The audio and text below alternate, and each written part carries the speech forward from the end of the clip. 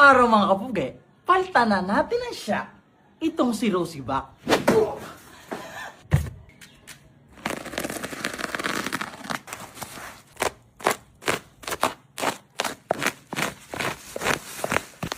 Aba, nasilip-silip na.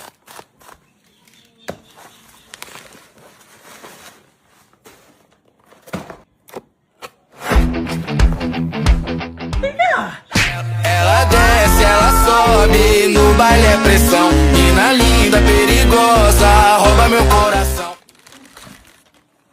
Mga kapugi, ari nga pala ang ating basta na laang nakita at in-order ko na rin agad. Napakapugi niya at yan may adjacent.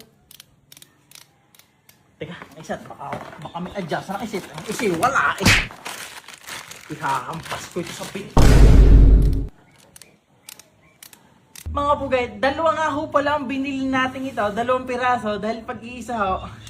Mio Yard. Oh my God!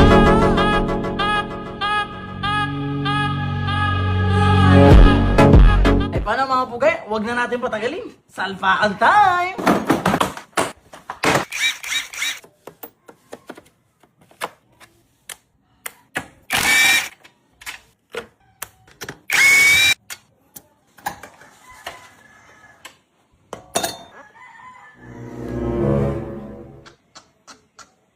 Ang problema mga kapugay, hindi ko alam kung alin ba ang kanan o kaliwa.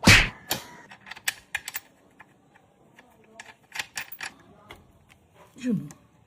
Ayun medyo mahaba pala siya ng kaunti mga kapugay. Kumpara din sa ating stock na tinanggal. Dahil kanina, luag na luag ng tinanggal natin, no? Ayun naman mahirap.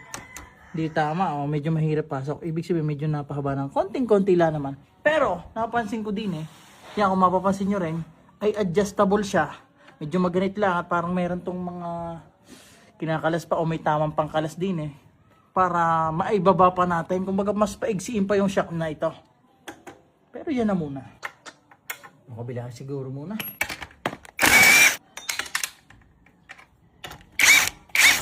Yeah!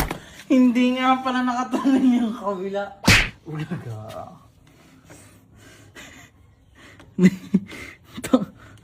Nakakapanghina kung nagdagas-das. Bas na ba? May repaint nga pala tayo. Yeah.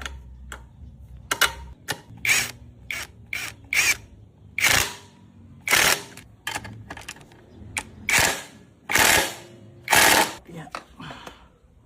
Op. Ay.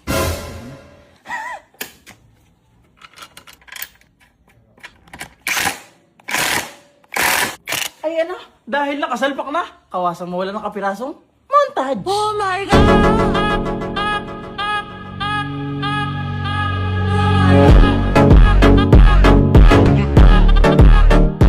Ayan na mga bugay, nakita nyo kapirasong montage, pero yan, may napansin lang ako. Hindi ko alam kung ano nangyari Gawa ng pagtingin ko sa may bandang upuan, parang nakukulangan ako sa baba. Pero may madali lang at manipis lang naman yung flat bar niya ngayon. Yung bracket niya, pwede namang butasan lang natin din At doon itornilyo, tapos mababa na ito agad.